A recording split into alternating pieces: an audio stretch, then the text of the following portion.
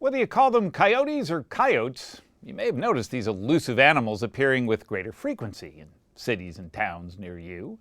Conor Knighton explains why.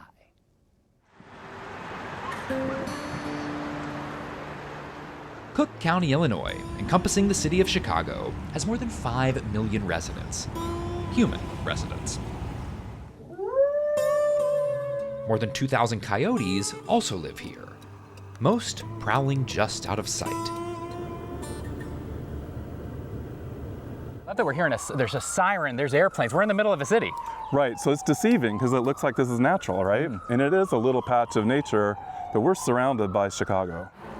Dr. Stanley Garrett is the principal investigator of the Urban Coyote Research Project. They're inside of this right now? They're inside that pipe. For the past 26 years, he and his colleagues have been tracking coyotes in the greater Chicago area. Good. That's one. Like these pups, found in a park just 2 miles from O'Hare Airport. I mean, looking at this little guy, it's hard to imagine that this is something that people would be scared of. But certainly as they grow older, people are scared of them. Does that surprise you? They are. It doesn't surprise me. That's been our history with coyotes and their close relatives, so wolves as well.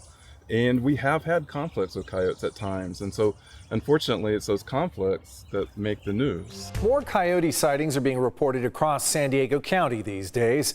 If it feels like you've been seeing more coyotes on the news, the coyote numbers are up in the metro area. or in your community, They might look cute, but they say they've been very aggressive. or in your Quiznos, A wily coyote with a nose for toasted subs wandered into a shop this afternoon. you're not wrong.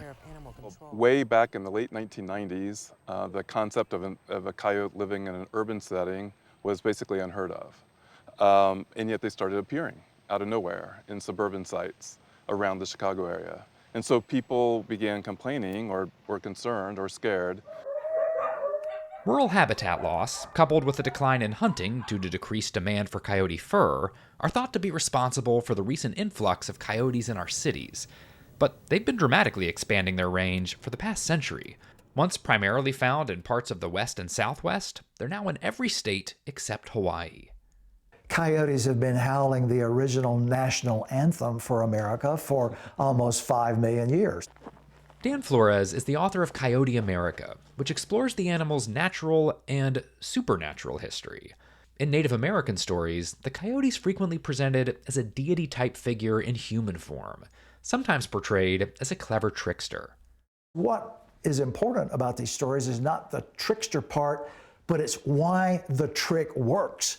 And the trick works because of the frailties of human nature. So a parable in some ways, to They're sort of take a lesson parable from. about human nature, and that's what they're designed to do, is to tell people about good behavior and bad behavior, and coyote personifies both of those kinds of approaches to life.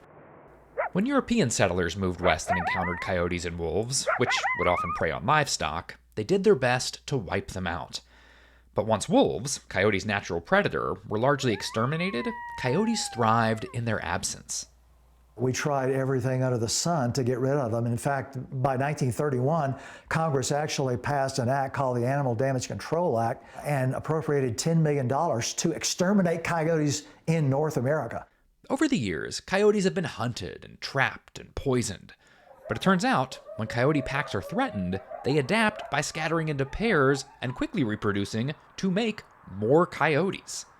For all of our efforts to control them, humans really can't successfully control. I mean, you basically have to accept the fact that coyotes are here, and you have to learn how to live with them.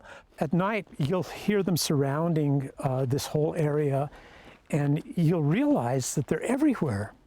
They're all around us.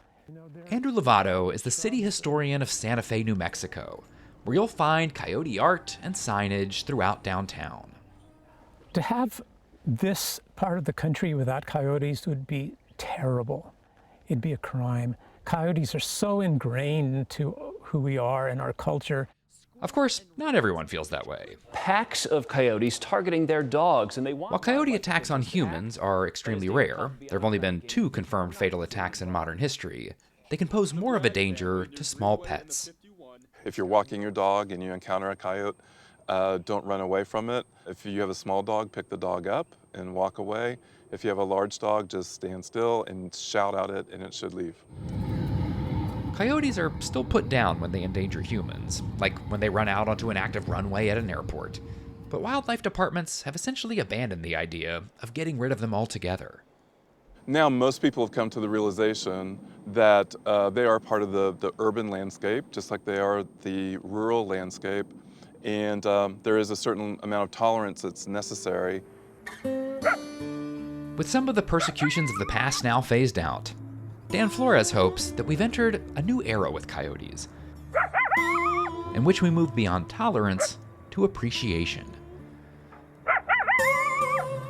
I mean, if you stop and look at these animals and suppress your instinct to think, oh my God, this is something scary, it's got teeth, what you see is an evolutionary miracle straight out of the North American story that is absolutely a gorgeous creature.